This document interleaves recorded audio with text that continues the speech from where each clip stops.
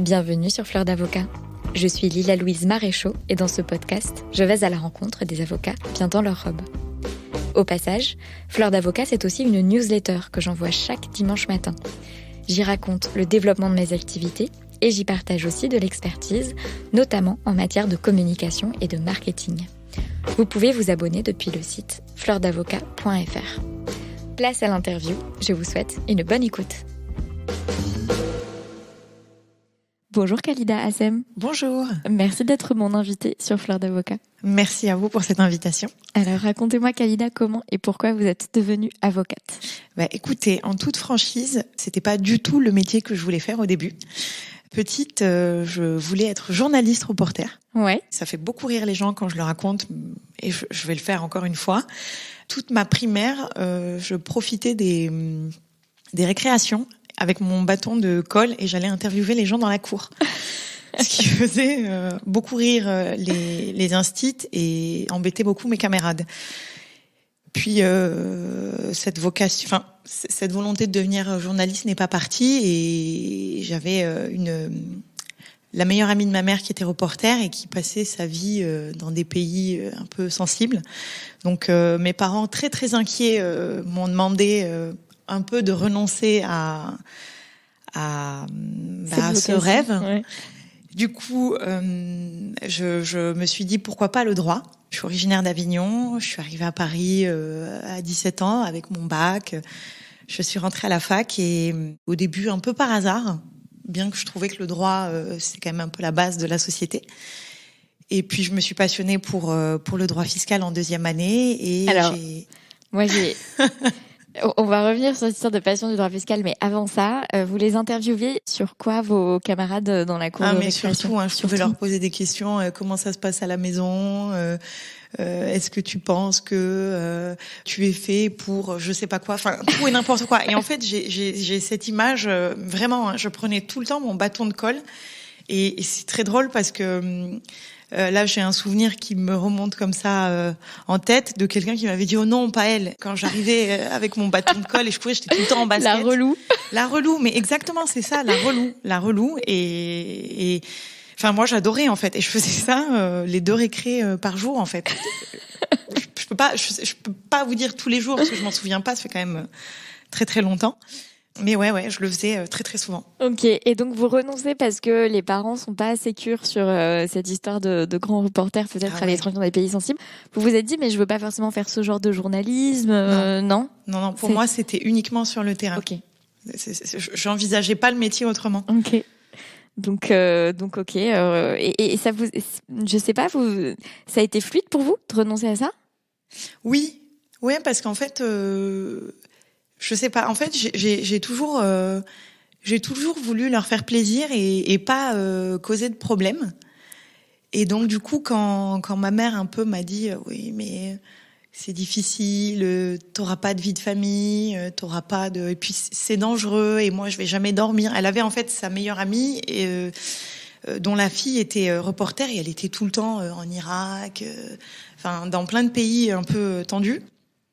Et ça lui faisait peur et je me suis dit mais je peux pas lui faire ça. C'est pas non plus comme si je pense que si j'avais vraiment voulu le faire, je me serais arrangée pour le faire comme j'ai voulu devenir avocat et je me suis arrangée pour le devenir. Ouais. Je pense que quand on veut vraiment quelque chose, on y arrive. Donc elle a peut-être aussi été un miroir de est-ce que c'est vraiment de ça que j'ai envie et donc vous dites fac de droit et tomber en amour pour le droit fiscal en 2e année, et donc moi je veux savoir comment ça se passe en fait, parce que comment est-ce qu'on tombe en amour pour le droit fiscal, c'est quand même la grande question. Ouais.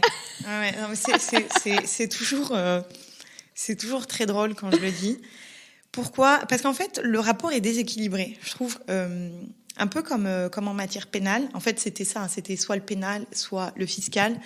Et le pénal, c'était pas envisageable parce que j'avais la chance d'être très curieuse et d'assister à des comparutions immédiates. Et je me disais, mais comment font les avocats pour chaque fois défendre les intérêts des prévenus qui sont là, ça fait 10 fois qu'ils sont là pour les mêmes faits. Je me disais, mais moi, je pourrais pas bien défendre leurs intérêts parce que ça me gonfle. Et donc, du coup, le fiscal, je trouvais ça hyper hyper intéressant parce que c'est un droit qui emprunte à plein d'autres droits.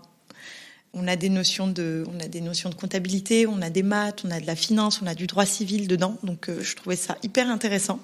C'est hyper vaste. Et puis, surtout pour ce rapport déséquilibré où le contribuable, qu'il soit personne physique ou personne morale, est quand même face à une administration hyper puissante. Et donc, du coup, ce rapport déséquilibré de...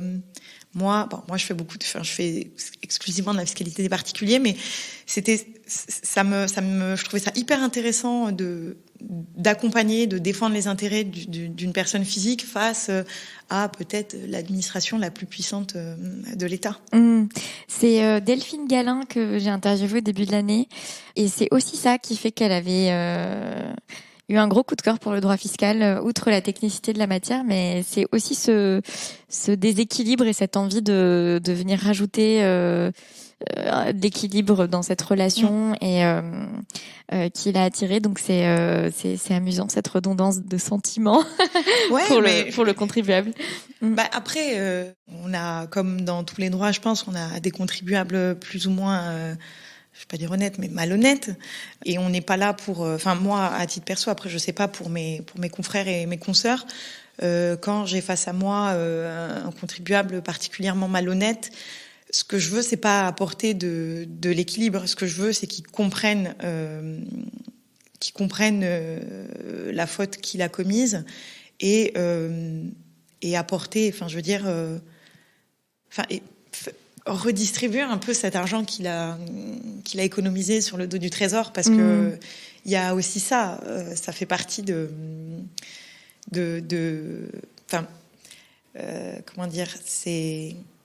c'est quand même de l'argent public et on peut pas faire n'importe quoi. Et puis en fait c'est comme le poker. Là, je pense à un dossier que où j'ai quelqu'un pendant 3 ans qui s'est amusé à faire des choses pas très honnêtes. Et puis quand il se fait attraper, là, il chouine un peu parce que ça va lui coûter un petit peu d'argent. On essaye de limiter la casse au maximum et de faire notre métier avec... on est 2 à bosser sur ce dossier, ce qui rend le dossier un peu plus intéressant parce qu'il y a un volet pénal très intéressant pour moi. Et du coup... on essaye donc de limiter la casse, mais on fait aussi comprendre qu'il y a des choses qui se font et d'autres qui se font pas. Oui, que cette procédure, elle n'est pas là pour rien, quoi. Oui, et puis, après, il faut aussi que les gens acceptent, quoi. Quand on fait des choix en matière fiscale ou dans d'autres droits, et notamment le droit pénal, puisque ça se rapproche quand même en termes de procédure et de poursuite. Alors, vous avez toujours plusieurs profil. Alors, il y a celui qui joue, qui dit je tente le coup, et puis si je me fais attraper, c'est comme ça, je règle ce que je dois, mais j'ai joué, et puis j'ai peut-être gagné sur pas mal de temps. Et puis, il y a toujours celui qui a joué, mais qui, soi-disant, savait pas, et lui essaye de... encore de ne pas savoir jusqu'au bout, quoi. Ouais. Il aime bien ne pas savoir, en fait. Exactement, sauf que ça ne marche pas. Et je sais plus qui est cet homme politique qui a parlé de, je sais plus, son nom m'échappe, de phobie administrative, qui a rendu ça très très tendance. Parce que moi, c'est c'est l'expression que j'entends le plus tous les jours. J'ai une phobie administrative. Pour être franchement phobique administrative, moi je non, mais c'est vrai, c'est un vrai sujet, quoi. Après, au bout d'un moment, quand on sait qu'on est phobique administrative, on s'entoure de personnes qui nous aident à pas forcément à ne plus l'être, mais en tout cas à se structurer pour que... Donc c'est pas une légende urbaine, la phobie administrative? Non, c'est vraiment pas une légende urbaine. Non, là, par exemple, je viens de découvrir, moi je pensais, donc j'ai une société, une SAS, et puis mon premier exercice comptable durait 1 an et demi. Et j'avais pris un service de comptabilité en ligne, dont je tairai le nom pour pas leur faire de diffamation, mais un truc voilà. Et puis en fait, je voyais bien que, je sais pas, je les sentais pas. Moi, je comprenais rien. Et puis en fait, quand on est phobique administrative, avis à tous les phobiques administratives, ne faites pas des économies sur les prestataires et notamment les prestataires comptables. Et donc voilà, je clôture cet exercice. Ils me font cette clôture. Je pense que, maintenant que je travaille avec une experte comptable qui me chouchoute, je vois ce que c'est que la différence, mais je pense pas que ce premier exercice comptable soit... Je sais pas si j'ai hyper confiance en ce premier exercice comptable, en ma première liasse comptable. Mais bon, bref, peu importe. Et je passe le dossier donc à une autre experte comptable avec qui je travaillais déjà. Elle m'aidait sur le business plan. Bref, j'obtiens ma liasse et puis moi je sais pas, j'ai ma liasse donc je suis là en mode bon c'est cool, ça a été déclaré aux impôts. Enfin voilà, je me dis c'est bon. Et puis et donc là deuxième exercice comptable qui se clôture et je discute avec mon secrétaire comptable et je dis et puis au bout d'un moment je dis mais en fait parce que je comprends qu'elle a des délais, donc je comprends qu'il y a les délais. Grossièrement, je comprends qu'il y a des délais pour déclarer ce qu'on a gagné à l'administration fiscale pour les impôts pour la société. Puis là, je sais pas, on discute et me demandez pas comment, mais je comprends qu'en fait, j'avais un truc à faire avec un avocat. Là, je suis là, mais en fait, pourquoi? Enfin, je comprends pas de quoi tu m'as dit. Genre là, je vais te donner des documents, faut que tu fasses ton approbation des comptes. L'approbation des comptes, ouais. Ah ouais, mais genre ça, j'étais censée le faire l'année dernière aussi. Oui, tu l'as pas fait? Non. Et donc.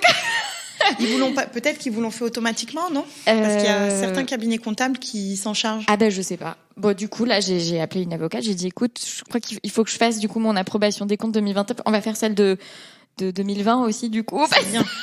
C'est bien, vous vous êtes régularisé. En fait, non, mais bien sûr, je me régularise, mais en fait, non, la phobie administrative, c'est pas c'est pas un mythe, quoi. C'est vraiment un espèce de truc qui fait je sais pas, on est largué. Enfin, moi, je me sens larguée sur ces sujets-là. Je remercie infiniment Julie Picard, qui est mon experte comptable, de son infinie patience à mon égard à plein de points de vue. Mais en fait, c'est un enfer. Donc, vous avez pas que des clients malhonnêtes qui font. Mais par contre, là où ça devient de la malhonnêteté, c'est si on perdure dans des systèmes comme ça et qu'on se fait pas aider. Mais je dis pas que ceux qui me parlent de phobie administrative sont malhonnêtes. Moi, après, peut-être que c'est par rapport à moi qui suis. J'ai pas du tout cette peur pour le coup. Et je me dis, est-ce que c'est pas une expression qui a été popularisée par cet homme politique dont le nom m'échappe et qui s'était défendu de pas déclarer ses impôts en disant j'ai une phobie administrative. Je veux dire, il avait éludé je ne sais combien de milliers d'euros de revenus. Oui. Et j'avais trouvé ça. Et en fait, c'est vrai que on l'entend très très souvent. Ouais. Et donc je me dis est-ce que c'est vrai ou est-ce que Non, mais voilà, c'est là où je vous dis en fait au bout d'un moment et surtout quand on est quelqu'un, enfin c'est la différence, c'est-à-dire qu'un homme politique donc qui est quand même quelqu'un d'assez éduqué a priori, il sait que globalement, il y a quand même 2-3 trucs. Bon, on se fait entourer de personnes compétentes qui nous aiguillent dans les obligations. Enfin, je veux dire, c'est pas trop compliqué, quoi. Mais non, c'est, enfin, donc ça existe. Non, ça existe. Je travaille avec quelqu'un, elle ne peut même pas, elle n'ouvre pas son courrier. Ah ouais, chaud. Donc là, par exemple, elle a pris une assistante, une freelance, qui est venue 2 heures chez elle, qui lui a ouvert tout son courrier. Et qui en fait a tout ouvert et a dit là il faut que tu fasses ça et qui a fait genre 90% de ce travail pour elle. Ça l'a dépassé en fait. Voilà, je suis sûre que parmi les auditeurs il y en a qui se reconnaîtront là-dedans. Sûrement, ouais. Et il y a aussi des gens comme vous qui ont aucune difficulté et pour qui ça coule de source et tout, mais voilà. Ouais, enfin, je sais pas, ça me fait. Après, c'est aussi l'habitude. Moi, je sais que ça terrorise beaucoup mes clients quand ils reçoivent des courriers de l'administration fiscale. Moi, ça ne me fait pas peur, mais alors, de 2 choses l'une. Soit ça ne me fait pas peur parce que les courriers ne me concernent pas. Soit ça ne me fait pas peur parce que j'ai l'habitude d'en recevoir depuis de très nombreuses années. Mais par exemple, quand vous recevez un courrier de l'URSSAF pour votre activité, vous n'êtes pas en mode cette enveloppe, je n'ai pas envie de cette enveloppe sans mauvais. Ouais, j'ai pas envie de l'ouvrir parce que je sais ce qu'ils vont me dire. En revanche, je suis préparée et comme je sais ce qu'ils vont me dire, c'est juste que je sais pas combien on va me demander. C'est pour ça qu'il y a une petite appréhension à l'ouverture du courrier. C'est l'enfer quand même. Bref, tout ça pour dire que ce déséquilibre avec l'administration, ça vous fait beaucoup aimer la matière. Ouais, je me sens un peu comme un justicier en fait. Ouais. Et donc, qu'est-ce qui se passe? Là, on est en 2e année, découverte du droit fiscal, ça vous plaît beaucoup? Ouais, ça me plaît. En fait, j'avais une hésitation entre ça et le pénal, et je pense un peu parce qu'on a l'habitude de regarder des séries, des films où on nous parle que de l'avocat pénaliste, donc celui qui court au palais, voilà. Et en fait, j'ai retrouvé ce qui pouvait m'attirer dans le droit pénal, dans le droit fiscal. Et donc, du coup, je continue ma 3e année et puis je me spécialise en en droit fiscal dès le Master 1. Donc, je suis un Master 1 de droit fiscal, un Master 2 de droit fiscal. Vous étiez à Avignon pour vos études supérieures ? Non, j'étais à Paris. Vous êtes venu à Paris pour vos études supérieures ? Ouais, ouais.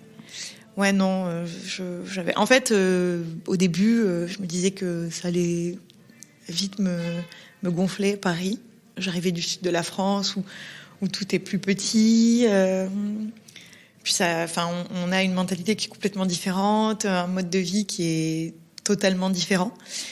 Et au final, j'ai tellement été happée par la vie parisienne que je suis là depuis maintenant, je sais pas, à peu près 15-16 ans. Ouais.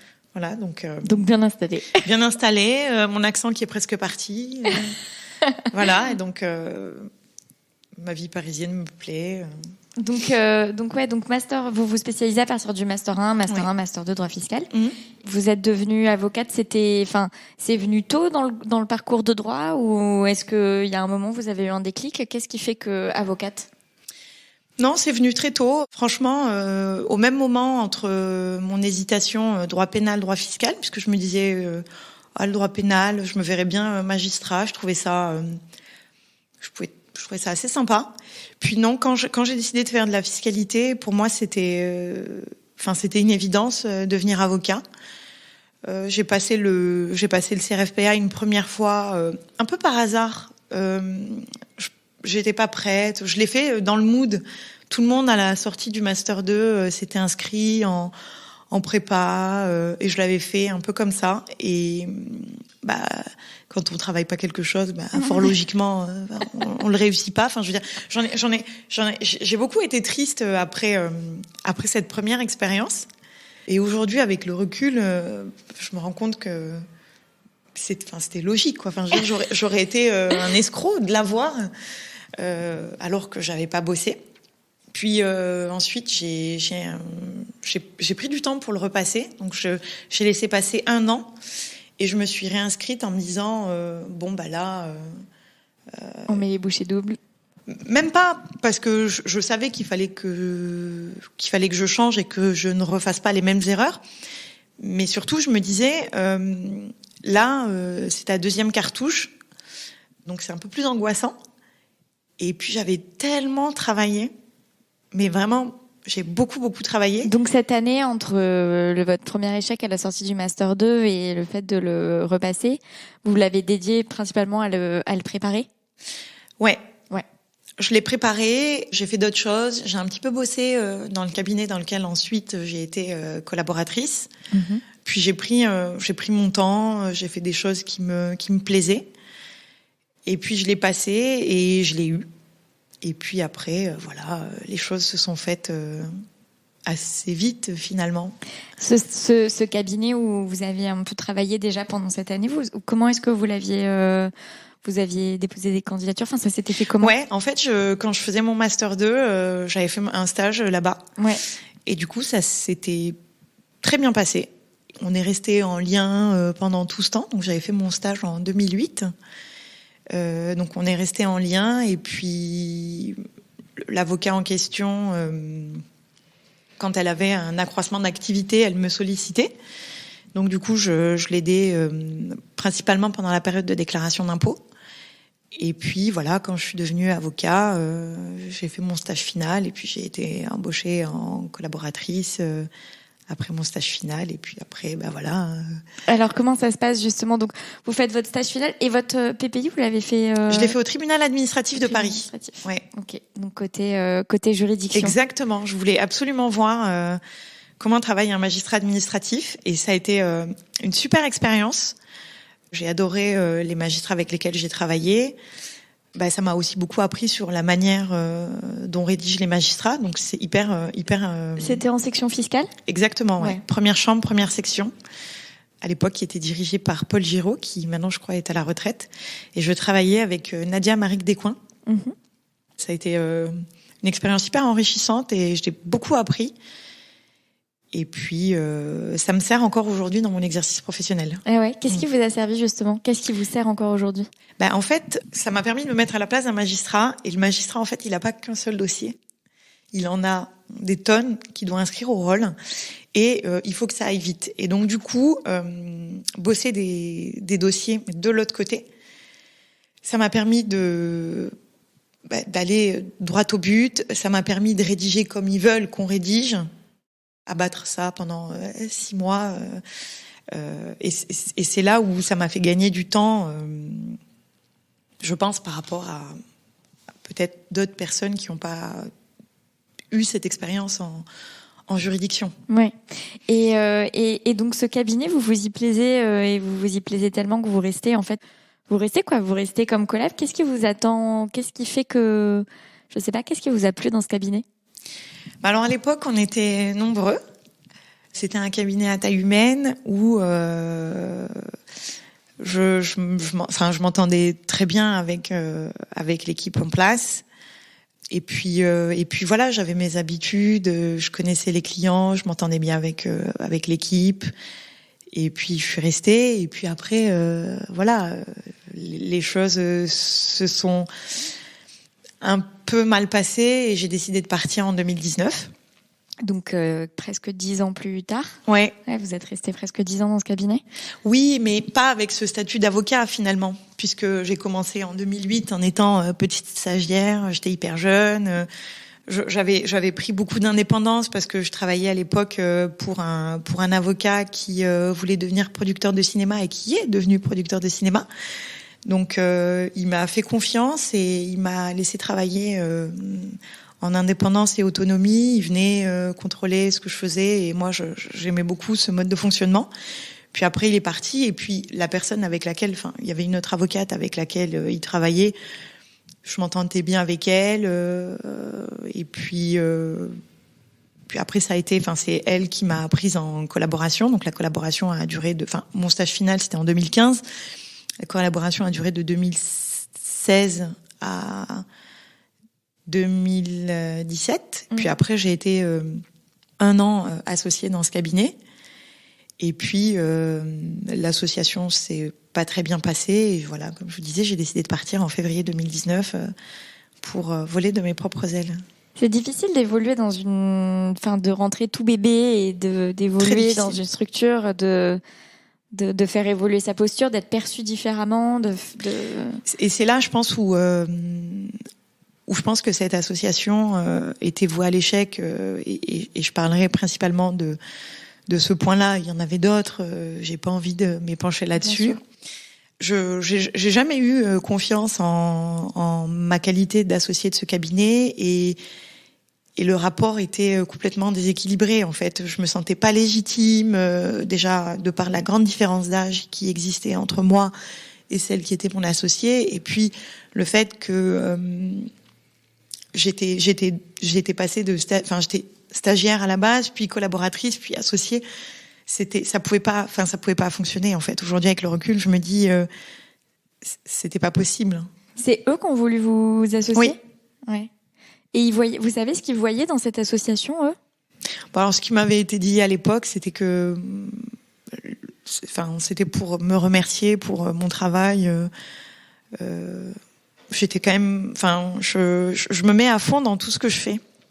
Et donc, du coup, quand je suis devenue avocat, je me suis mis à fond dans l'exercice de ce métier que j'adore, qui est difficile mais que j'adore. Et donc, du coup, l'équipe s'est restreinte en fait au fur et à mesure des années. On a commencé, on était donc il y avait une associée et puis on était 4 collabs. Puis on est passé à 3 collabs, 2 collabs et puis après pour fin 2017 une seule collab et un associé et je suis devenue associée dans ce contexte-là. Voilà, et donc ce qui m'avait été avancé, c'était pour me remercier de mon travail. Ce que j'avais apprécié. Ouais, c'est fou parce que en fait ça montre que je pense qu'il y a des cabinets qui veulent bien faire en associant jeunes des collaborateurs en se disant après tout ils font du super travail, on a confiance en eux, ils sont autonomes et puis en fait parfois ce changement de statut il passe pas parce que c'est pas symbolique mais parce que le repositionnement se fait pas comme ça quoi. C'est très difficile. Ouais. Ouais, franchement, moi, je l'ai vécu, alors que, enfin, aujourd'hui, quand je fais le bilan de que ce soit mes années de collab ou mon année d'association, j'ai beaucoup travaillé. Enfin, je veux dire, je pense comme tous mes confrères, encore en exercice, on sacrifie quand même pas mal de notre temps. Enfin, je veux dire, moi, j'ai donné mes week-ends, mes soirées, mes jours fériés, enfin un peu tout. Et malgré tout ça, quand je mets encore aujourd'hui dans la balance tout ce que j'ai pu donner, je me sentais vraiment pas légitime, c'est peut-être psychologique, mais je me disais, je me sentais pas à ma place en fait.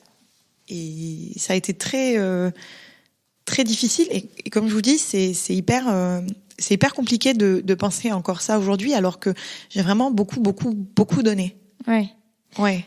La réduction des effectifs, c'est parce qu'il y avait moins de dossiers, c'est parce que c'était un choix, c'était... Non, je pense que c'était un choix de l'associé à l'époque, de réduire le nombre d'effectifs, puisque on y arrivait finalement à 2. En fait, c'était ça. Il y avait un avocat qui s'occupait d'un contentieux de masse, et quand le contentieux de masse finalement s'est épuisé, elle avait plus besoin de lui, et puis du coup elle s'est rendue compte que à nous deux on arrivait quand même à faire le job de tous les autres, et voilà. Ouais, c'est hyper intéressant ces questions. Et vous, alors si on revient un petit peu en amont, ça a été votre seule expérience. Ouais. Et ça vous a fait peur, ça? Quoi donc? De pas avoir fait, outre le PPI, mais de pas avoir connu plusieurs cabinets. Ah non, j'ai connu plusieurs cabinets. Ah oui, okay. Quand je faisais mes études, j'ai eu notamment l'occasion de faire un stage dans un cabinet généraliste quand j'étais en master 1 à Avignon. Puis ensuite, l'avocate avec qui j'ai travaillé m'a recommandé auprès d'une amie à elle, donc j'ai eu la possibilité aussi de faire un stage chez Fidal à Avignon en fiscalité. Je crois que en cabinet, c'est tout. Puis après, j'ai aussi bossé en administration. Donc, j'ai fait de la fiscalité locale en préfecture de Vaucluse. Mais oui, en cabinet d'avocat, j'ai pas eu, si ce n'est, enfin, je veux dire, à part ces stages-là, j'ai pas eu de... Non, mais c'est déjà, enfin, vous avez quand même vu plusieurs manières d'exercer. Fidal, c'est pas la même chose qu'une bien boutique, sûr qu'une petite structure, mais j'ai toujours été plus attirée par les structures à taille humaine que les gros cabinets. Je sais pas, c'est pas quelque chose qui m'attire. Et puis dans mon entourage, les gens qui m'en parlent, ça me fait pas du tout rêver en fait. Ouais. Qu'est-ce qui vous fait pas rêver dans ce qu'ils vous disent de... Par exemple, en fiscalité, de ce que j'ai cru comprendre, les avocats dans ce type de structure font tout le temps la même chose. En fait, ils sont hyper spécialisés dans une branche de la fiscalité, des sous-branches, de la fiscalité. Et donc, ce côté rébarbatif, répétitif, moi, ça me fait pas rêver. J'ai toujours touché à tout dans mon exercice. Et même au TA, je veux dire... La 1-1, on avait 95% de contentieux fiscal et on faisait quand même 5% de contentieux droit des étrangers, et je trouvais ça hyper intéressant de faire autre chose. Et puis ce qui moi m'a plu dans le droit fiscal au début, c'est la possibilité c'est ce pouvoir qu'a le droit fiscal de piocher des concepts dans plusieurs droits différents. Donc c'est ce qui m'a plu, et aujourd'hui me dire faire tout le temps la même chose, faire que de la TVA, faire que ça, c'est pas, ça me fait pas du tout kiffer quoi. Alors que là, dans mon exercice, je fais des successions, je fais du patrimoine, puisque j'ai repris mes études en 2020. J'ai passé donc un diplôme de gestion de patrimoine à Dauphine. Qui venait en complément. En fait, on me sollicitait beaucoup là-dessus, et c'est ça moi qui me fait adorer ce métier, c'est que je ne fais les journées ne se ressemblent pas, ou en tout cas pas toutes. c'est ce qui me fait kiffer ce métier, quoi. Ouais. En tout cas, encore plus la fiscalité. Au-delà du fait qu'on en a tous besoin et que vous devenez un peu le conseiller de tout le monde. Et donc, il y a cette collaboration qui devient une association rapidement, et puis en fait, ça marche pas. Et là, vous installez ? Ouais. Ça a été vous vous êtes posé la question de l'installation, autre chose Complètement. Parce que quand j'ai pris cette décision, donc en février 2019, gros coup de flip, ça n'allait pas. Et puis quand même, je partais de quelque part où, bien que ça n'allait pas, il y avait aussi un peu ce réconfort. C'est la seule maison que je connaissais, et donc je me suis beaucoup posé la question. Je me suis dit, bon, qu'est-ce que tu fais ? Est-ce que tu vas chercher une collab ? Est-ce que tu prends une collab à temps partiel ? Et puis très vite, je me suis dit, ben non, en fait, je peux pas. J'ai toujours été très indépendante. J'ai de la chance. J'ai eu la chance dans le cabinet dans lequel j'étais. Il y avait pas mal de problèmes, mais il y avait aussi d'énormes points positifs, et notamment le fait que on a toujours travaillé en toute indépendance. Et j'avais pas envie d'aller dans un cabinet où on allait contrôler tout ce que je fais, mes heures d'entrée, mes heures de sortie, alors que moi j'avais été habituée. En fait, j'avais tellement été habituée à faire ce que je veux que, j'allais bosser. Je pouvais bosser les dimanches de 10h à 21h et en plus adorer ça. Je sais pas comment l'expliquer, mais on était tellement libre que finalement on donnait sans compter. Et je me voyais pas aller dans un cabinet où on allait défaire tout ça et défaire ce statut de libéral qui fait qu'on peut un peu faire ce qu'on veut. Donc le choix de l'installation s'est imposé et je m'étais dit, bon bah écoute, tu vois ce que ça donne, si ça marche tant mieux, si ça marche pas, bah tu prendras une décision en conséquence. Et puis au final ça marche et c'est cool. Et est-ce que vous aviez déjà une clientèle personnelle quand vous vous êtes installée ? Alors très peu, mais j'avais des clients dont je m'occupais dans mon cabinet qui depuis des années et qui pour lesquels c'était une évidence de poursuivre avec moi. Oui. Voilà. J'imagine aussi des clients de ce fameux avocat peut-être qui est devenu producteur, qui vous avez passé la main. Non, pas du tout, parce qu'en fait j'étais que stagiaire à cette époque-là, mais c'était vraiment des clients dont je m'occupais donc depuis mon stage final en 2015 jusqu'à mon départ en début 2019. Et donc du coup, certains, en plus, les choses se sont faites assez facilement et librement. Certains ont décidé de me suivre, d'autres non. Et leur choix, je leur en ai pas voulu. Ils sont libres.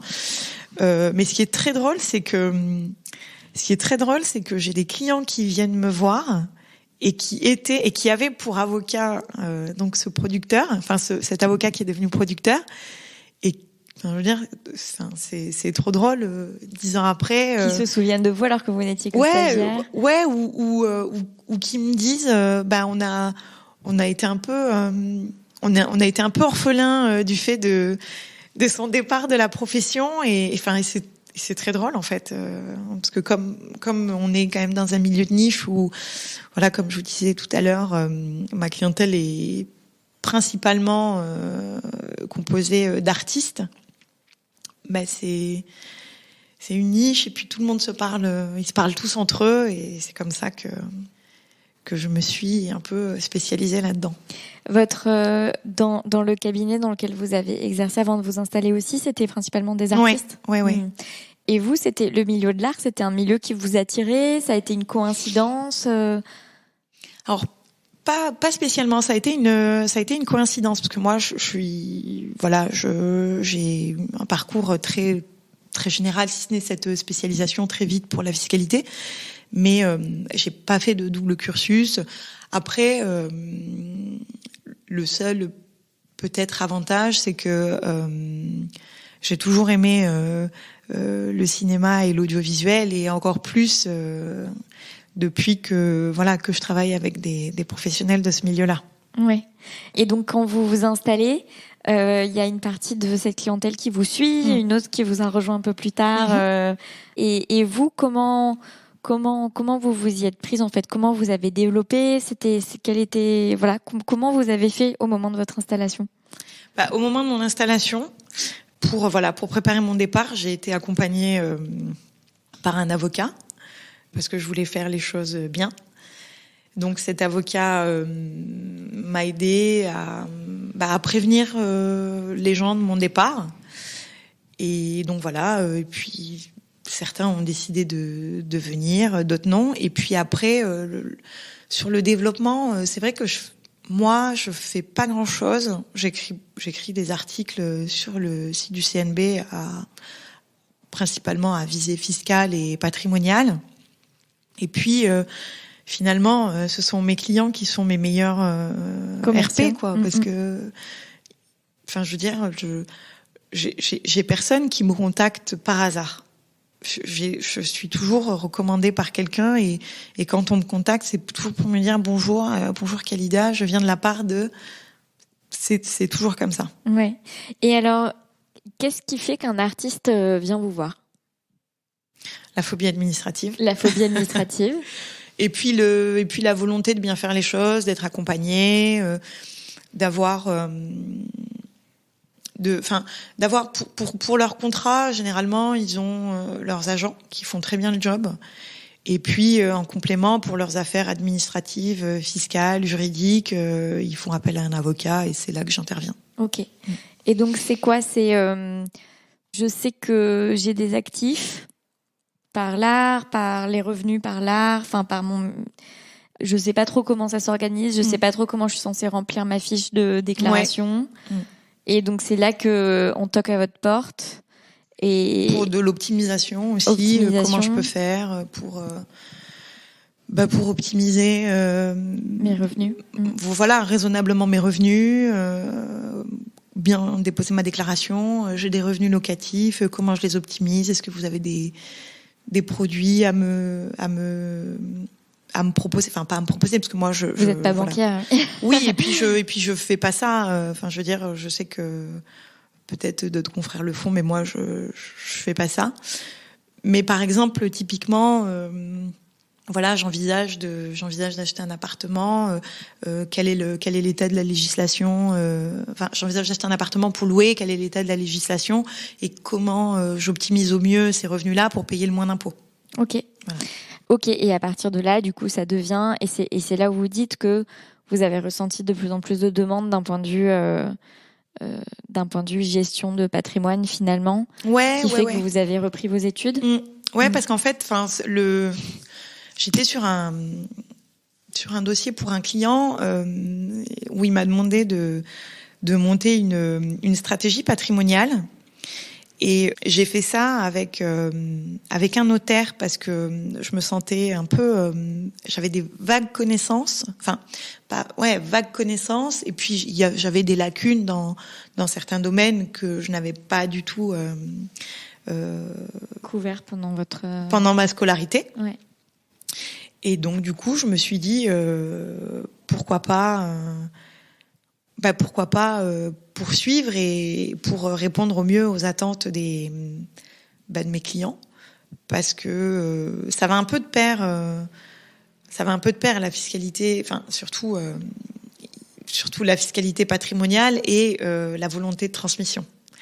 Et donc du coup, dans le sens où il se pose aussi la question pour les clients de comment est-ce que je structure ça, et pour optimiser, et pour que au moment de la transmission, exactement, les choses se passent au mieux. Ça coûte le moins cher à mes héritiers, complètement. Ouais. Ok. Et qu'est-ce qui fait que, ce besoin de poursuivre avec ce diplôme en gestion patrimoniale, est-ce que c'est parce que ce type de situation jusqu'à maintenant s'était pas présenté à vous dans le cadre de votre collaboration, parce que c'était dans le cadre de collaboration puis association dans ce cabinet, c'était pas trop c'était pas un accompagnement, un service que vous proposiez? En fait, c'est pas ça, c'est qu'on pouvait nous solliciter là-dessus et on répondait de manière un peu générale, un peu. Et moi, ça m'a pas plu en fait. Je me disais, non mais là, t'arrêtes. Enfin, je veux dire, il faut donner des réponses concrètes. Quand les gens veulent savoir combien ça va leur coûter, généralement, ils veulent une estimation à 10 euros près, et pas des milliers d'euros.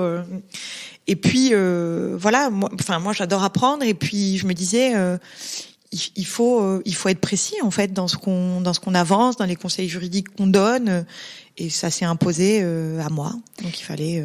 Qu'est-ce que vous avez vu comme différence entre vos études de droit fiscal et vos études de gestion de patrimoine? La finance. La finance. C'était horrible. Principalement la finance, parce que j'avais beaucoup de cours de fiscalité, ouais. Donc où c'était quand même assez facile pour moi. Des cours de droit, après, voilà, il y avait des choses que j'avais jamais vues, mais finalement, quand on est juriste, on a un peu les mécanismes, c'est très simple de se remettre dedans. Mais la vraie difficulté dans ce diplôme, ça a été la finance, ouais. Où là, j'ai dû me mettre à des choses que je n'avais jamais vues, et puis qui sont quand même terribles. De la gestion de portefeuille, de la finance mathématique. Enfin, ça a été très difficile. Alors, je vous jure, j'en garde de très mauvais souvenirs. Et maintenant que vous l'avez, vous vous sentez... Enfin, ça a répondu à vos attentes par rapport à ce que vous pouvez apporter à vos clients? Principalement, ouais. Ouais. Pas totalement, parce que c'est quand même un diplôme qui est très axé banque. Et en fait, moi... Enfin, je veux dire, dans cette promo, il y avait une consoeur qui est devenue une amie, qui elle est spécialisée en droit de la famille et droit des successions. Et puis une autre consoeur qui venait qui venait d'entrer à l'EFB, je crois. Et tous mes autres camarades venaient principalement de family office, de banque ou de l'immobilier. Et ils sont tous principalement aujourd'hui dans ce genre de structure. Donc banquier privé, gestionnaire de fortune. Et donc c'est un diplôme qui est très axé banque privée. Et c'est la raison pour laquelle ça n'a répondu que partiellement à mes attentes. Et sur quel sujet justement vous avez encore envie de creuser, d'aller voir ce qui se fait? Enfin, quel est un peu le domaine sur lequel vous restez un peu sur votre faim? Franchement, je sais pas, parce qu'en fait, dans ce que je recherchais principalement, j'ai mes réponses. Le seul truc, c'est que j'ai l'impression que la clientèle visée par ce diplôme ne doit travailler qu'en banque privée. C'est un peu comme ça que je l'ai vécu. Après, voilà, enfin, je veux dire. Peut-être qu'on aurait pu pousser un peu plus les cours de succession internationale. Enfin, on avait des petits modules, alors que aujourd'hui, ça n'existe plus. Des personnes qui vivent en France, enfin qui sont nées en France, qui vivent en France et qui ont du patrimoine exclusivement qu'en France. Voilà. Ouais. Et c'est vrai que, par exemple, dans ce module de succession internationale, j'aurais aimé que ce soit un peu plus long, un peu plus approfondi. Voilà, ça m'aurait plus plu. D'accord. Donc plutôt les aspects successoraux, en fait. Par exemple, ouais. Oui, parce qu'après, moi, la fiscalité, ça va.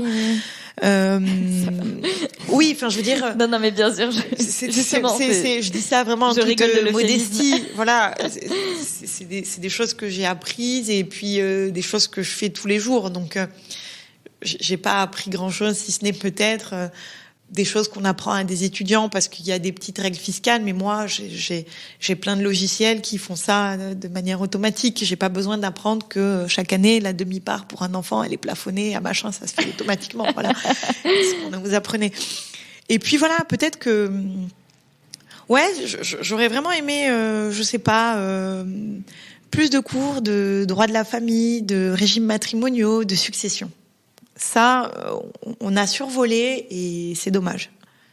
Et vous disiez que justement votre clientèle était donc beaucoup des artistes ou des personnes qui évoluent dans le milieu de l'art, art et culture, j'ai l'impression au sens large, et que les choses se font principalement au bouche à oreille, parce que voilà, vous écrivez quelques articles sur le site du CNB, mais enfin voilà, vous n'êtes pas dans un effort de développement vers l'extérieur particulier.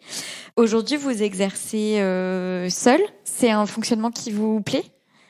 Oui, j'exerce seule. Ouais, franchement, ça me plaît. Je suis, même si j'ai beaucoup de boulot et des fois, j'adorerais avoir quelqu'un pour m'aider. Vous y avez pensé à recruter un collab ou une collab ? Oui, j'y ai pensé. Après, je pense que ça s'organise. Il faut aussi former cette personne. Et je sais pas si j'aurai les capacités et la force de former quelqu'un. Après, j'ai aussi pensé à avoir un stagiaire. Je sais qu'il existe des dispositifs qui permettent d'avoir des stagiaires sur une période assez longue, enfin des apprentis. Ouais. Il faudrait que j'organise ça peut-être pour l'année prochaine, pour avoir quelqu'un. Non, mais justement, moi je pose pas la question en mode il faudrait, parce que ça peut aussi être un choix complet de dire bah moi j'aime bien cette espèce d'autonomie où je suis voilà, je travaille seule et puis ça me donne une flexibilité, ou enfin je sais pas, il y a des personnes qui aiment ça, travailler seule et pas forcément avoir une équipe, s'occuper de manager, de former, tout ça. Enfin, ça peut être un choix, quoi. En tout cas, en l'état, là, je me sens pas prête à avoir ça. En revanche, je sens que des fois, j'ai besoin d'aide. Et je pense que c'est humain. Et c'est vrai que j'aimerais pouvoir compter sur quelqu'un. Mais c'est très difficile aussi de trouver quelqu'un quand on a l'habitude de tout faire tout seul et d'être un peu un fou du contrôle comme moi. C'est difficile de faire confiance et de déléguer. Je pense que c'est mon premier problème, mon premier obstacle dans le travail à plusieurs. Ouais, le fait de déléguer. Vous aviez vous dites qu'en fait votre équipe s'est resserrée et que vous travaillez en binôme avec votre ancienne. Oui, on avait des stagiaires qui nous aidaient, donc on en recrutait chaque année. C'était moi qui devais m'en occuper. Et du coup, c'est aussi du travail. Enfin, je veux dire, il faut. J'ai eu une mauvaise expérience une fois avec un stagiaire. Je me suis rendu compte que faire un peu ami avec les stagiaires, c'est pas une bonne idée parce que quand ils sont à peine plus jeunes que soi, il y a vite je sais pas, moi je me suis sentie pas respectée par ce stagiaire en question qui se foutait un peu de nous quand on l'envoyait par exemple faire des formalités, qui revenait 5 heures plus tard en nous disant ouais, il y avait un problème sur le métro, enfin voilà. Et notamment une fois où je lui avais demandé de réaliser une tâche et il m'avait dit t'as qu'à le faire. Donc du coup je me suis dit c'est un peu compliqué quand même de gérer des gens. C'est hyper dur de trouver la juste mesure entre. J'ai une amie là qui a quelques déboires managériaux aussi et elle me dit en fait, moi je sais pas, j'ai voulu avoir un cabinet où c'est sympa. Je veux pas faire un management de papa de 50 ans. Enfin, je sais pas, ça m'intéresse pas. Et puis en fait, elle me dit mais en fait du coup je pense que j'ai été trop sympa parce que finalement. On en oublie que, je sais pas, les clients, c'est moi qui les apporte. Et puis que eux sont pas sympas. Je l'ai, je sais pas. Ouais, et puis voilà. Qu'ils sont exigeants, et que, je veux dire, en plus, moi, principalement dans mon métier, je parle de sous avec des clients. Donc, du coup, le rapport, il est un peu, je veux dire, quand on parle d'argent, ça devient très vite compliqué. Et quand il y a des erreurs, on peut pas dire c'est pas moi, c'est mon stagiaire. Donc on prend le truc pour soi et puis le stagiaire, il est là pour apprendre. Et quand on lui répète 10 fois les mêmes choses et que 10 fois il les écoute pas, et puis moi voilà, cette tâche m'incombait de gérer les stagiaires et c'était pas facile. Et puis comme vous le disiez, c'est hyper compliqué de pas être le maître de stage très rigide, très froid, très méchant. et être trop sympa. Enfin, je veux dire, c'était très compliqué de trouver cet équilibre. Et enfin, je veux dire, on me l'avait même reproché, certains de mes collègues à l'époque, parce que du coup, j'ai changé du tout au tout. J'ai plus voulu instaurer ce climat de ouais, on est copains, machin et tout. Et puis du coup, ça a été très vite. Enfin, je veux dire, moi, je vous vois là, même au cabinet, mes confrères ont des stagiaires, je les vous vois. Je suis peut-être la seule, je crois, à le faire. Vous avez ressenti le besoin de vraiment recadrer le et rapport, c'est pas cool en fait. C'est pas cool parce que peut-être qu'on passe pour la relou, je sais pas comment l'ont vécu ces candidats-là, mais en tout cas, ça a pas été facile de faire ça pendant 3-4 ans. Après, j'ai aussi d'excellents souvenirs avec des stagiaires qui ont fait le job, qui ont joué le jeu. Mais aujourd'hui, moi, ça me plaît d'être le seul avocat de mon cabinet, bien que des fois, j'aimerais avoir de l'aide. Ça, c'est indéniable. Et de l'aide principalement sur donc le traitement des dossiers, le fond, ou de l'aide aussi sur autre chose dans le cabinet? Autre chose, c'est-à-dire? Vous avez dit que vous faisiez pas particulièrement d'action développement, mais il y a des structures par exemple, Enfin voilà, ça peut être. Ah ouais, moi j'adorerais mettre en place des newsletters, avoir un site avec plein de contenus et tout. Et c'est vrai que j'ai pas le temps et j'adorerais par exemple avoir quelqu'un qui m'aide là-dessus. En tout cas, un juriste et pas juste un webmaster qui diffuserait finalement le contenu que je lui rédigerais. J'aimerais bien avoir ces choses-là. Moi, j'ai pas le temps et puis il faudrait que je trouve quelqu'un. Et aujourd'hui, justement, le fait que ça tourne bien au point que en fait vous avez l'air d'avoir un calendrier de travail bien rempli, est-ce que ça vous amène à refuser des clients? Ça m'arrive de refuser des clients. Pas parce que j'arrive tous à les gérer, parce que comme je vous ai dit, j'ai tendance à me mettre à fond dans tout ce que je fais. Et du coup, je veux dire, quand j'ai une deadline, s'il faut que je travaille tous les jours 18 heures par jour, enfin je le fais en fait. S'il faut que je bosse pendant les vacances, et je sais qu'on est plein à le faire, et moi aussi. Non, ce que m'a appris, l'expérience m'a appris que je devais refuser les gens avec lesquels j'ai pas envie de travailler. Et voilà. Et aujourd'hui, alors j'ai un peu de mal parce que je suis un peu prise par les sentiments des fois. Je refuse de faire plusieurs fois les mêmes erreurs.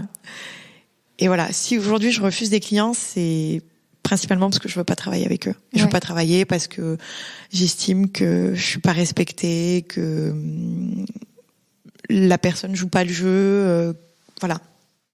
Ça vous est arrivé aussi de refuser des clients qui sont déjà vos clients, c'est-à-dire d'arrêter de travailler avec des clients? Oui. Et comment ça se passe en fait? Comment on fait ça? Comment on fait ça? Souvent c'est parce qu'on m'a quand même mis pas mal à bout et qu'à un moment, sur tous les clients que j'ai, le pourcentage de ceux avec lesquels ça se passe mal, c'est, je sais pas, moins de 3%.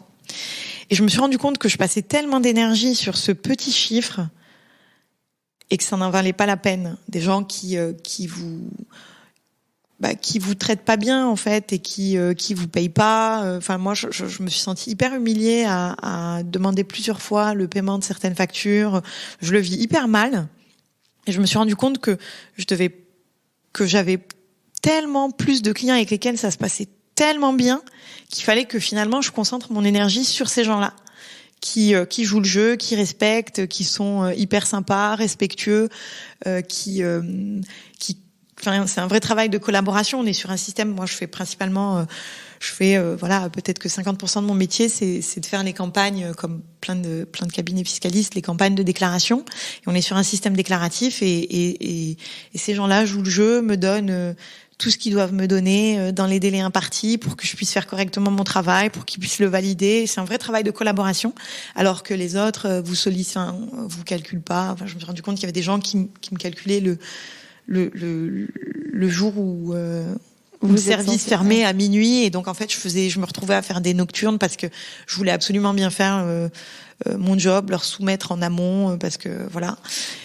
Et ces gens-là, donc voilà, un jour j'ai pris la décision de leur écrire ou de leur parler en leur disant que la collaboration ne marchait plus et que ça servait à rien de poursuivre. Ça se passe des fois pas très bien, mais bon. Ah, vous avez des clients comme ça qui vous ont, enfin, ça s'est mal passé quand vous leur avez dit. Qui veulent pas arrêter, oui. Ils veulent pas que vous arrêtiez de travailler pour eux. Ouais, ils veulent pas, ouais. C'est comme, c'est comme si dans une rupture, ah non, mais moi je veux pas qu'on se sépare. Mais complètement, ouais. Moi je veux pas.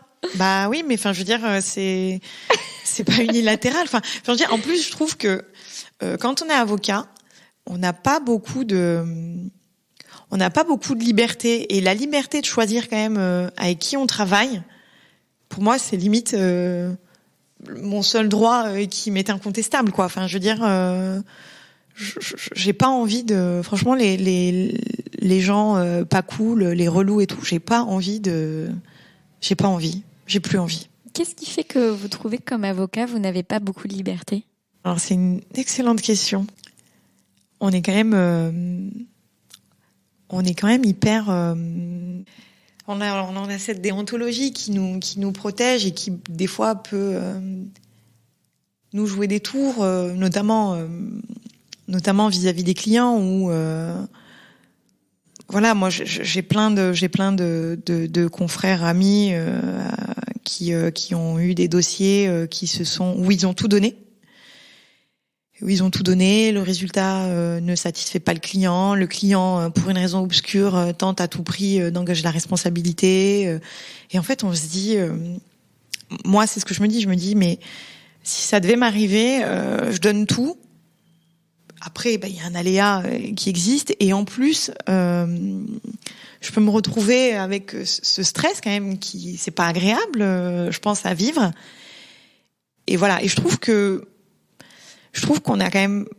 fait un métier qui est pas facile, où il y a pas, où on n'est pas tout puissant, on n'a pas tous les droits, mais on en a, et notamment celui de choisir les gens avec lesquels on veut travailler. C'est pour ça que ce droit-là est hyper important pour moi. Après, j'ai pas vraiment creusé la question jusqu'au bout. J'y réfléchirai. C'est une excellente question que vous m'avez posée. Ben non, mais j'ai l'impression à vous entendre que votre sentiment de pas avoir beaucoup de liberté est plutôt lié à la contrainte que représente l'exigence professionnelle, et donc le fait qu'on travaille beaucoup, qu'on se donne à fond pour ses clients, et la responsabilité engagée. Il y a de ça, ouais. En vous entendant. Ouais, non, mais c'est vrai. Moi, j'ai l'impression que je suis au service de mes clients. Alors après, c'est aussi ça, et je me rends compte. Enfin, après, pour la plupart, ils me le rendent bien, parce que c'est quand même assez cool. C'est quand même assez cool d'avoir cette clientèle, qui me le rend bien. Hein. Moi, je m'entends très bien avec tous mes clients, mais c'est vrai que j'ai l'impression de faire que ça, que de travailler, d'être disponible tout le temps, le samedi, le dimanche, les vacances, les jours fériés, la nuit. Enfin, je veux dire, des fois, je réponds à des mails, il est 2h du matin parce que je me suis réveillée pour aller boire un verre d'eau, et j'ai ce réflexe un peu débile de regarder mes mails sur mon téléphone. C'est ça, c'est l'exigence de ce métier. C'est pour ça que je vous demandais tout à l'heure si il vous arrivait de refuser des clients parce que, en fait, votre carnet de commandes est plein. Et je vous demande ça parce que j'ai eu plusieurs expériences là avec des freelances. Je travaille beaucoup, moi, avec des freelances sur Fleur d'Avocat qui travaillent ou à la mission ponctuellement. Par exemple, j'ai refait l'identité visuelle de Fleur d'Avocat, donc c'est une graphiste qui a travaillé plusieurs demi-journées pour moi réparties sur un mois. Mais j'ai aussi des freelances qui travaillent de manière récurrente, une demi-journée par semaine, par exemple.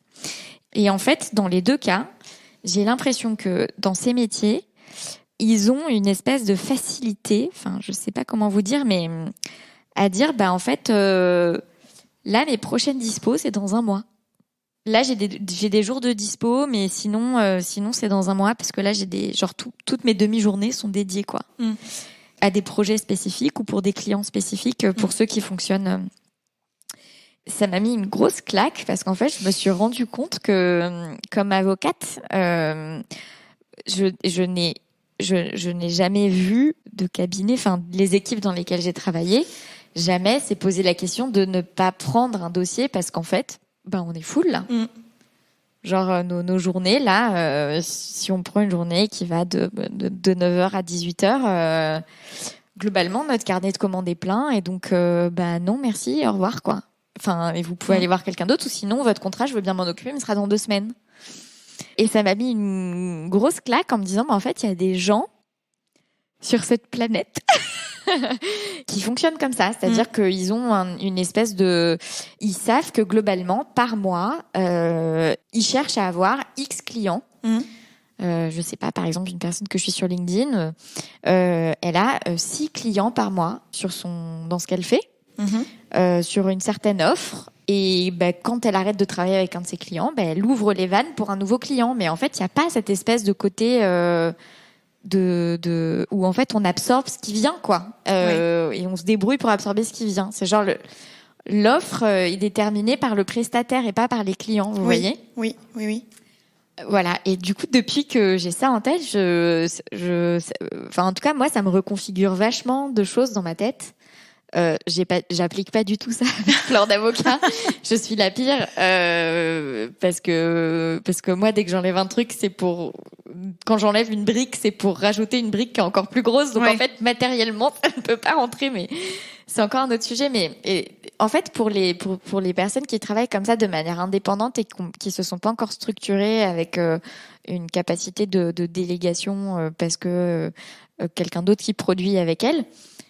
Finalement, la qualité de vie et le fait de pouvoir avoir une espèce de maîtrise sur son agenda et sur son temps de travailler et donc sur l'équilibre qui lui convient, en fait, finalement, il est déterminé par ça, par ok, combien de clients moi je suis prête à avoir. Enfin, du coup, combien de temps est-ce que je veux travailler et ça représente globalement combien de clients et sur quel type de dossier. Oui, mais nous, on le sait pas. Et vous, oui, non, mais en fait. Non, mais nous, c'est comme les médecins. Enfin, je veux dire, il y a des médecins qui ne prennent pas de nouveaux patients. Ouais. Ça arrive souvent. Souvent, les médecins généralistes ou les pédiatres. Ouais. Ma gynécologue, elle prend pas de nouveaux patients. Voilà. Et il y a d'autres médecins qui, eux, prennent tout le temps. Enfin, je sais pas. Puis nous, on sait pas le nombre d'heures finalement qu'on va passer sur un dossier. Et puis, je sais pas, moi, quand j'ai des gens qui viennent de la part de quelqu'un d'autre, j'ai un peu de mal à leur dire là, cette année, c'est compliqué. Par exemple, j'en ai une nouvelle qui m'a appelée ce matin et qui me dit, alors, je sais pas si je m'y prends trop tard, si vous allez pouvoir vous occuper de moi cette année. Et en fait, elle vient de... Et on est le 18 avril. C'est ça. Et elle vient donc pour le 8 juin. Donc elle vient de la part de quelqu'un que j'aime beaucoup. Et je me voyais pas lui dire non.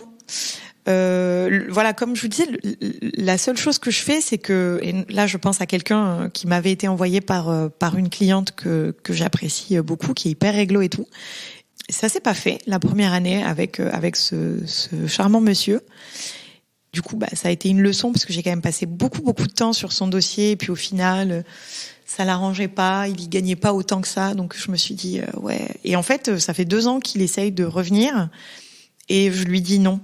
Enfin, j'arrive pas à lui dire non de manière assez. En fait, vous lui dites pas non. Je lui dis pas non, je lui dis que je vais revenir vers lui, que voilà. L'année dernière, je lui ai dit non parce que il m'a contacté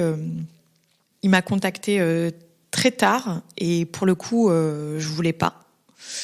Et puis cette année il s'y est pris un peu à l'avance mais je le sens pas donc je vais lui dire non. C'est juste qu'il faut que je trouve la manière de le faire parce que je veux pas leur faire de la peine. Faut que je m'endurcisse un petit peu aussi. Mais c'est vrai qu'on n'a pas ce réflexe nous de peut-être qu'on devrait, peut-être que les gens respecteraient un peu plus notre profession parce que je fais partie du groupe Avocats entre nous sur Facebook et des fois je lis des choses qui je sais pas, qui me mettent en colère, des avocats qui sont obligés d'aller porter plainte pour menaces, machin. Et je comprends pas. Et je pense que ça fait partie de la vision un peu erronée que peuvent avoir certaines personnes de cette profession. Et voilà. Et peut-être que si on était un peu plus strict, un peu plus respectueux envers nous-mêmes et envers notre travail, peut-être que les clients pourraient nous donner un peu plus de respect. Bah ouais, en tout cas, je pose ça là parce que c'est une leçon récente, en tout cas, me concernant et qui, je trouve, qui peut-être mériterait d'être dite, en fait, chez les avocats. Ce côté où, c'est un choix d'exercice, c'est un choix de mode d'exercice, comme il y en a plein d'autres, et c'est juste une question de comment est-ce qu'on a envie de structurer son cabinet. Mais c'est aussi une possibilité, finalement, entre guillemets, de fonctionner comme ça, quoi. Ouais, après, il faudrait c'est un mode de fonctionnement. C'est vrai que peut-être que certains cabinets peuvent se permettre d'avoir, je sais pas moi, 6 clients par mois, si c'est d'énormes clients avec un besoin important et une rémunération pour le cabinet en conséquence, pourquoi pas. Mais je sais pas si nous sommes nombreux à pouvoir avoir ce luxe.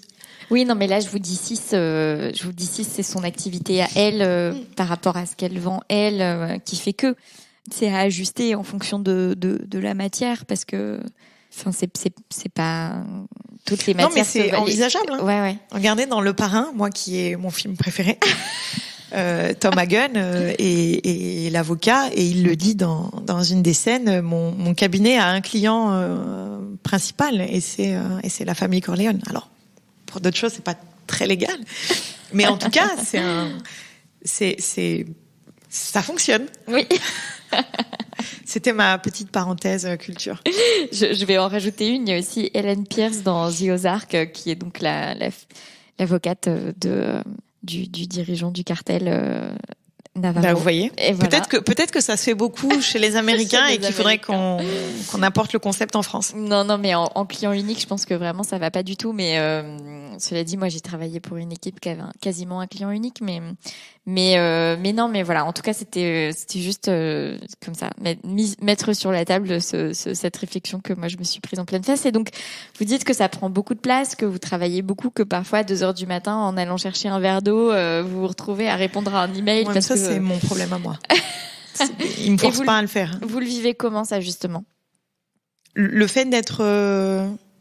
ce côté où vous... Enfin, en fait, vous vous engagez...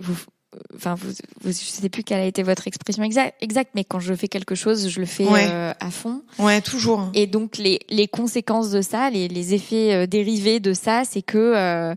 en fait, je le fais à fond et ça prend un peu les interstices de tout, quoi. Ça prend... j'ai l'impression que sur mon temps libre, je profite pas. Et je leur en veux même pas, en fait, parce que j'ai jamais fait, moi, de mail disant je suis absente du cabinet du 1er juillet au 15 juillet. Enfin, j'ai jamais fait ça. Donc, quand ils m'écrivent le 15 juillet et que je suis en vacances, ils sont pas censés le savoir. Alors, il y a ceux qui sont hyper sympas et qui me disent ça peut attendre votre retour, et puis d'autres où c'est extrêmement urgent et on se rend compte que finalement des fois la majorité des cas c'est pas extrêmement urgent. Mais voilà, mais finalement j'ai juste l'impression, moi à titre personnel, de pas assez profiter de ma vie. Mais j'en veux à personne, si ce n'est à moi peut-être d'avoir donné cette habitude de répondre tout le temps, très vite. Après, je le fais pas tout le temps. Des fois, je réponds avec un peu de retard, parce que je traite les demandes au fur et à mesure. Et puis des fois, ça demande quand même un peu de travail. Mais je leur en veux pas. Je m'en veux surtout à moi d'être comme ça. Mais après, c'est aussi, je pense, une de mes qualités, de faire les choses à fond, dans tout. C'est même pas que dans le boulot. Enfin, je veux dire, j'ai découvert le yoga avec une consoeur qui est devenue amie et enfin je veux dire c'est devenu une nouvelle obsession. Ouais, une nouvelle obsession, mais complètement, ouais. Bon, après, ce qu'il y a, c'est que c'est aussi une obsession pour elle. Donc, du coup, à nous deux. Et ouais, c'est une nouvelle obsession, un nouveau mode de vie, et je me mets à fond aussi là-dedans, et je me mets à fond quand je découvre un nouveau sujet dans un roman, et je me mets. Enfin, c'est comme ça dans tout. C'est quoi votre sujet en ce moment en dehors du yoga? Et en dehors de votre cabinet? C'est le développement personnel. C'est un lien quand même avec le yoga. Ouais. Et c'est une cliente avec qui je m'entends très bien qui m'en a parlé. Et ouais, c'est ma nouvelle obsession. Elle vous a parlé d'un livre ou d'un auteur en particulier? Ouais, elle m'a parlé d'un livre qui l'a beaucoup bouleversée, qui l'a elle poussée à titre personnel à faire des études de psychologie. Ouais. Et donc, je me suis mise aussi. Il s'appelle comment ce livre, si vous pouvez le partager? C'est les 5 blessures. Ouais. Les 5 blessures fondamentales, voilà. Quelque chose comme ça. Ouais, un truc comme ça, ouais. Ok. Que j'ai commencé il y a peut-être 2 semaines et bon là j'étais en week-end là, je suis rentrée hier, je l'ai pris et il faisait tellement beau et j'ai profité de ma famille donc je l'ai pas beaucoup lu. Oui, puis parfois c'est des livres qu'on lit en quand on est et puis faut encaisser un peu. Ouais, quand on est seul, enfin voilà. Et donc du coup en ce moment c'est un peu mon obsession parce que j'ai pas le temps d'aller au cinéma. Pardon. Je continue de.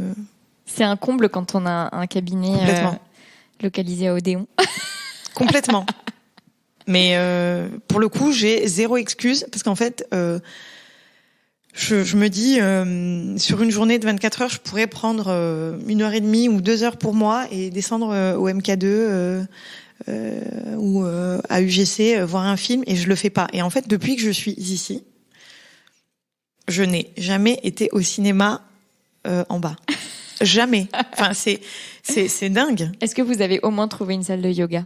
Ouais. Ouais. Bon, bah, que j'adore. Donc, mais le yoga, c'est très très récent. Hein, ça fait moins d'1 an. Et ce qui est bien avec cette copine, c'est que c'est tellement son mode de vie que elle écume tous les centres parisiens et en fait elle a trouvé tous les bons profs, tous les bons cours. Donc du coup elle me traîne un peu avec elle comme son accessoire, mais j'adore ça et c'est trop bien. Et justement, qu'est-ce que vous voulez pour votre exercice demain? Qu'est-ce que je veux pour mon exercice demain? Je sais pas, que les choses continuent de bien se passer parce que ça a été difficile ce choix d'installation. Le choix plus que l'installation en elle-même? Ouais, le choix plus que l'installation en elle-même parce que comme je vous disais, c'était quitter les habitudes, quelque chose que je connaissais depuis longtemps, et au final aujourd'hui je ne le regrette absolument pas et lorsque des confrères ou des consoeurs me parlent d'installation et de se lancer, je les encourage parce que si cette idée est dans leur tête, c'est que ils en ont envie. Après, il y a eu des moments plus ou moins difficiles à titre pro et personnel depuis 2019. Mais bon, ça c'est la vie. Et voilà, que les choses se passent bien, que les clients continuent de manifester leur confiance parce que c'est quand même c'est le plus beau cadeau qu'ils puissent me faire. Et puis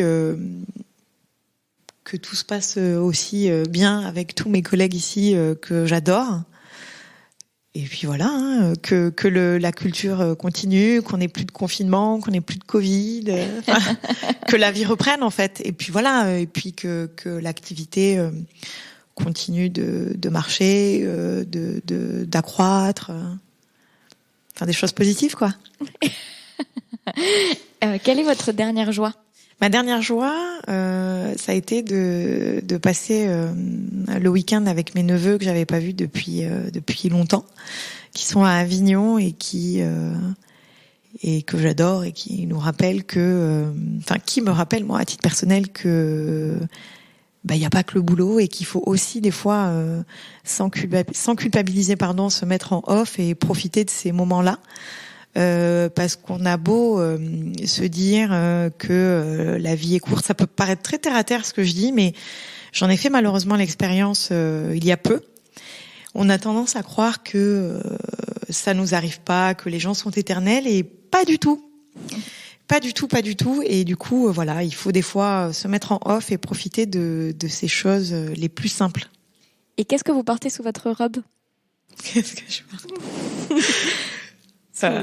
éventuellement sous votre robe d'avocat, mais je veux pas. Oui, sans rentrer dans les détails. Vous pouvez choisir la robe qui vous Non, arrange. le seul truc que je peux vous dire c'est pas sous ma robe, mais je ne porte jamais ma robe avec des chaussures plates. Ok. Jamais. Toujours des talons. Toujours. Il y a une raison ? Ouais, pour paraître un peu plus grande. Je m'attendais à quelque chose de très noble, du genre le respect du tribunal. Ah il y a aussi ça, hein, pour paraître un peu plus grande, un peu plus confiante. Ouais, ça fait partie aussi de ça. Paraître grande par la taille et par l'esprit, par les idées. Merci beaucoup Khalida pour cette Merci. Vous avez écouté l'épisode jusqu'au bout, donc j'imagine que ça vous a plu. Pour me remercier et pour aider d'autres personnes comme vous à découvrir le podcast, vous pouvez le partager, vous abonner depuis votre application d'écoute de podcast et laisser un avis et 5 étoiles. Ça fait vraiment la différence au niveau des algorithmes. À la semaine prochaine!